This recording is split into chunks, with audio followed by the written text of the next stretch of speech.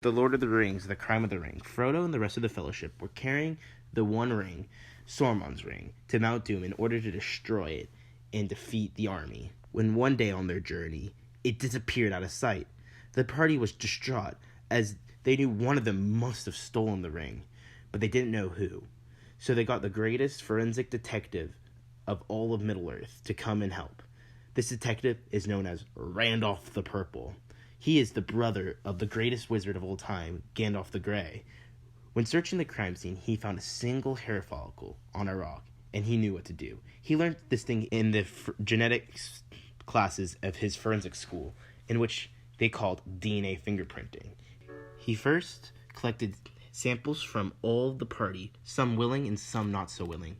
All these samples of DNA were then put in through what's known as PCR in order to amplify it. Then, in a negative side of a gel electrophoresis shell, they were put in. With a little help from some electricity, thanks to Randolph the Purple's magic, the DNA will run to the positive end, separating based off of size, with the shortest end going the farthest.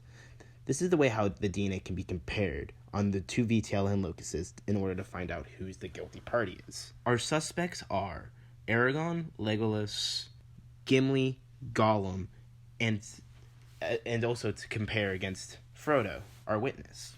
At the first sample, we find that Frodo, Legolas, and Aragorn's bands do not match with the sample bands. This makes them innocent, while Gimli's and Gollum's do match.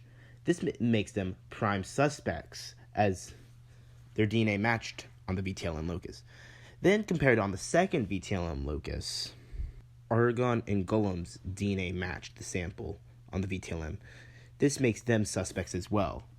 In total, our prime suspects are Gollum, Gimli, and Aragorn, the only ones matched on both VTLMs. Gollum. Gollum was the individual that stole the ring. Far more complex mystery, though, is also uncovered.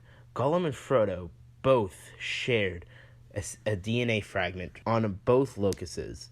This makes them related, familiar bonds, making Bilbo not the father of Frodo. Bum bum bum! The party, though, was able to defeat Gollum and get back the One Ring and climb up to Mount Doom and drop it into the volcano, defeating Sauron and his army, ensuring peace in Middle-earth. Frodo then returned back to the Shire to live and write his book, The Lord of the Rings.